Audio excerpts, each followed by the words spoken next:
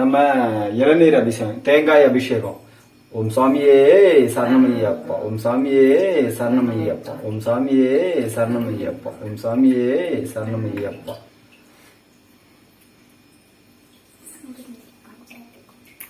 இந்த அபிஷேகம்லாம் பார்க்கறதுக்கு ஐயப்ப கொடுத்து வச்சிருக்கணும்.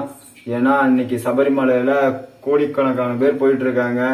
அப்படி இருக்கும் போது நம்ம ஐயப்பன் வந்து நம்ம வீட்டில் வந்து உட்கார்ந்து நமக்கு நல்ல ஒரு அருளை கொடுத்துட்டு இருக்காரு, நல்லா வச்சிட்டு இருக்காரு, துணையா இருக்காரு. அதை உண்மையிலே நினைக்க நினைக்க பயங்கரமான ஒரு சந்தோஷமாவும் இருக்குது. அது இல்லாம என் ஐயப்பன் என்னுயிர் அப்படிங்கிறதுனாலே கூட வந்துட்டாரு.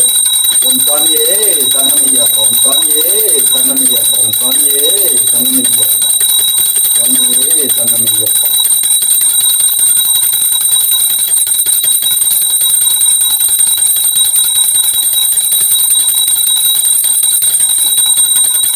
Yeah.